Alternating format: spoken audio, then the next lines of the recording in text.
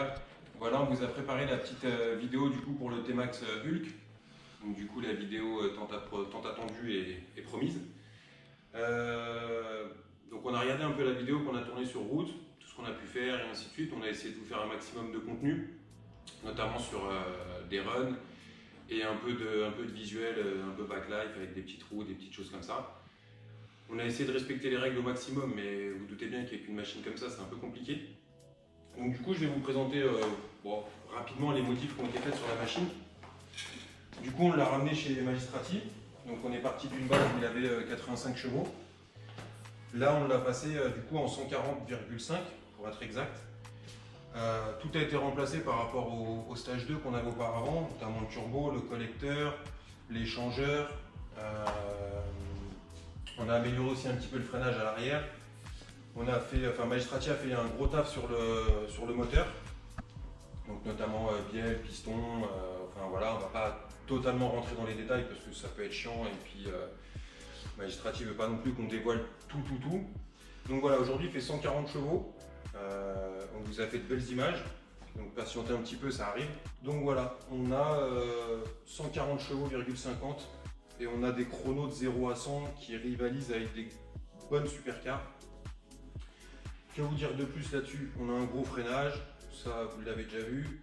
On est aussi passé sur un kit super éthanol, donc du coup la machine maintenant a deux maps, une map en 98 et une map en super éthanol.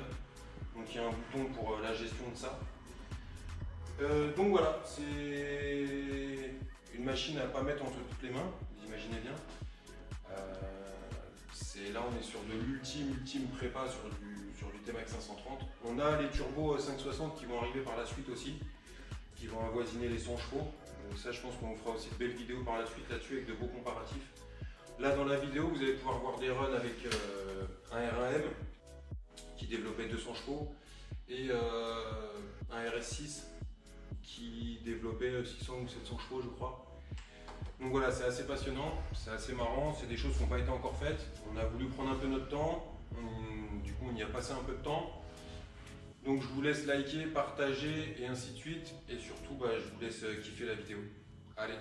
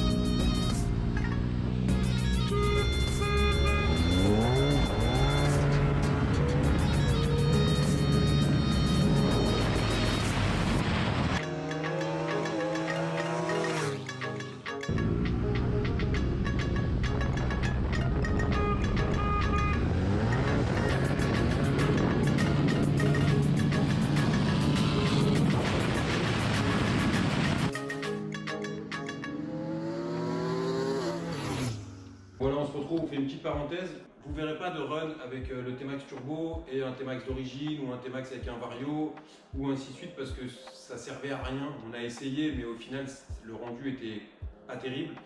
Un T-Max d'origine ou avec un Vario ou ainsi de suite, on n'arrivait même pas à rentrer les deux machines dans le même angle. On avait un T-Max Turbo Stage 1 aussi. C'est pareil, au démarrage, il n'y avait aucune utilité de mettre ça. Vous avez pu voir sur la vidéo auparavant que voilà, la machine elle part très très fort. On a fait un chrono de 0 à 100 pour vous donner une idée par rapport à des voitures. Là-dessus, de 0 à 100, on est en 2,83. Donc c'est extrêmement rapide. Un T-Max d'origine, il faut compter à peu près 6 secondes. Donc voilà pourquoi on n'a pas fait de run avec T-Max d'origine, T-Max Turbo et ainsi de suite. Donc on a essayé de faire des runs avec des choses un peu cohérentes. Le RS6, lui, il fait 4 secondes, un peu en dessous de 4 secondes même. On a réussi à faire un peu en dessous de 4 secondes avec le RS6. On avait aussi un C63S, mais le C63S, c'est une propulsion. Et en départ arrêté, c'était concrètement pas jouable. Donc voilà, on vous a fait un départ arrêté avec un RS6, un départ arrêté avec un R1M qui fait 200 chevaux, qui est quand même une bonne machine, avec pas mal d'assistance électronique. Malgré tout, de 0 à 100, le T-Max est devant. On a fait aussi un petit départ lancé entre 30 et 40 km/h. Le R1M avait un peu plus de chance. Ça se voit sur la vidéo, il maintient quand même pas mal. Il passe pas devant, mais il maintient quand même pas mal. Par rapport au stat, le R1M, pour vous donner une idée, il passe à partir de 195 km/h. Il commence à passer devant le T-Max. Donc déjà, il commence à le rattraper et ensuite il le double. La ligne droite qu'on a choisie, elle faisait à peu près 400 mètres. Donc c'était un peu court, mais par rapport au stade que l'on voulait, ça suffisait amplement. On a essayé de prendre un max de précautions, toujours pareil. On a essayé de rouler côte à côte, mais en respectant quand même certaines distances. Donc voilà, ne faites pas ça tous les jours. Amusez-vous pas à faire ça non plus partout, sur n'importe quelle route. Nous, on a quand même sécurisé au maximum. Mais malgré tout, ça reste quand même assez dangereux. On se retrouve, voilà, c'est la fin de la vidéo. J'espère que vous avez kiffé. Nous, en tout cas, on a kiffé la tournée. J'espère que vous prendrez autant de plaisir à la regarder. On tenait à préciser quand même que bon voilà, on n'a pas respecté forcément toutes les règles sur route, on en est bien conscient. Mais bon voilà, aujourd'hui si on veut avoir des images un peu sympas, on n'a pas trop le choix. Rouler à 30 km/h dans Paris, c'est des choses d'actualité, mais du coup sur YouTube c'est pas terrible, même en réel c'est pas terrible. Donc on a quand même essayé de mettre des gants, casques et ainsi de suite, et de se sécuriser au maximum. En étant plusieurs sur route et ainsi de suite, et en faisant plusieurs plans, en essayant de respecter la circulation et ainsi de suite. Voilà, donc j'espère que ça vous a plu. Si vous voulez nous voir faire d'autres runs avec d'autres machines, n'hésitez pas dans les commentaires à mettre des commentaires, que ce soit moto ou voiture. Bien sûr, partez pas dans des trucs un peu extrêmes, du style on veut voir un run avec une Bugatti Chiron ou je ne sais quoi, ça sera pas faisable, sauf si un gars qui a une Bugatti Chiron qui est motivé et qui veut venir. N'hésitez pas à mettre dans les commentaires, nous on essaiera de trouver les machines. Si vous avez une machine et que vous voulez éventuellement faire un run un peu sécurisé, ainsi de suite, on va essayer de trouver des journées pistes pour éventuellement faire des choses comme ça, pour pas mettre non plus la sécurité des gens en danger. Donc voilà, j'espère que vous avez kiffé, likez, partagez, laissez des petits coms, et puis on se retrouve bientôt pour de